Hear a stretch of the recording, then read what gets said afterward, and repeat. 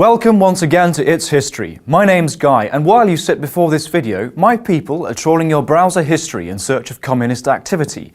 Anyone who clicks away now will arouse particular suspicion. Yes, we have learned from McCarthy, paranoid egotist, or some might say, patriotic protector of state.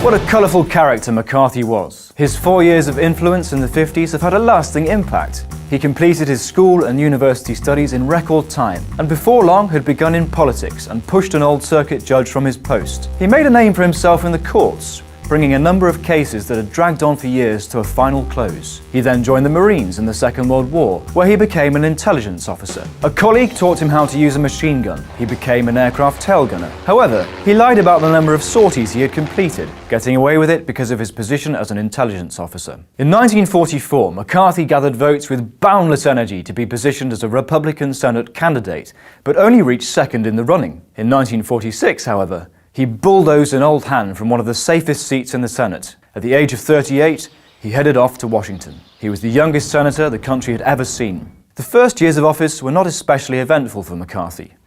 The McCarthy we know today entered the public eye on February 9th, 1950. He gave a speech at the Ohio County Republican Women's Club in the small town of Wheeling, Wisconsin. He declared he had a list of 205 communist spies working in the Department of the Interior. The media went crazy. McCarthy had hit a nerve. Relations between the Soviet Union and the USA were poor, and everyone was vying for the position of most anti-communist. There really were Soviet spies and informants infiltrating the US government. It was down to them that the USSR was able to shock the USA in 1949 with the news that it, too, had an atomic bomb. From 1945, there was a permanent committee in the House of Representatives, the House Committee on Un-American Activities. Spies caught up to that point, or those brought in for questioning, had turned out to be normal people. Among them were Charlie Chaplin and other Hollywood folk who, for some reason, had appeared leftist. Chaplin was also of interest to the FBI, whose files on him filled miles worth of shelf space. After a trip to Europe in 1952,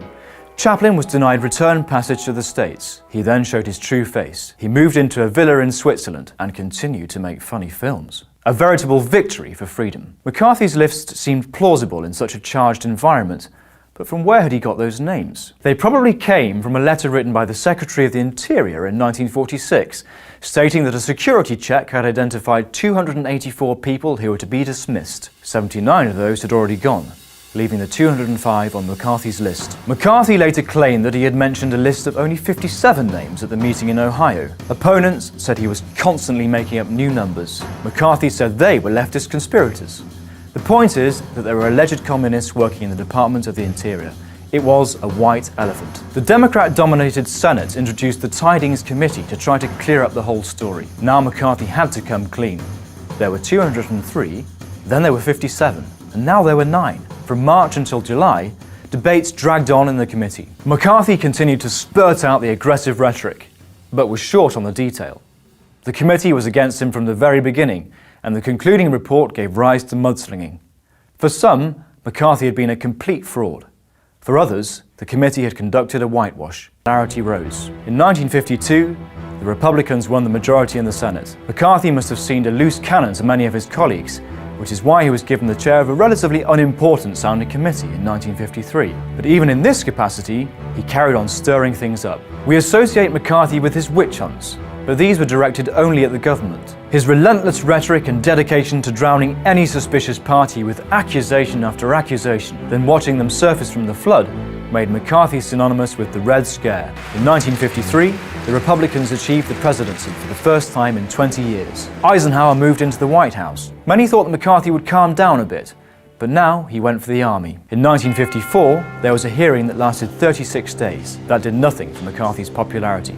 As ever, his allegations were full of passion, but they were unsubstantiated. The lawyer Joseph Welch dealt him the final blow, saying, "Have you no sense of decency, sir, at long last?" Prior to that public humiliation, McCarthy had pounced on the Department of the Interior's radio station, the Voice of America, which was broadcast all over the world. The department gave approval for one of McCarthy's delegates to tour all branches of the station in Europe, inspecting their libraries for suspicious, un-American authors. Not even a decade after liberation from the Nazis, Books were being censored once again. McCarthy became one of the German-speaking communists' favorite catchphrases, according to Friedrich Thorberg, who returned to Austria after emigrating to the States. You think there's freedom in the USA?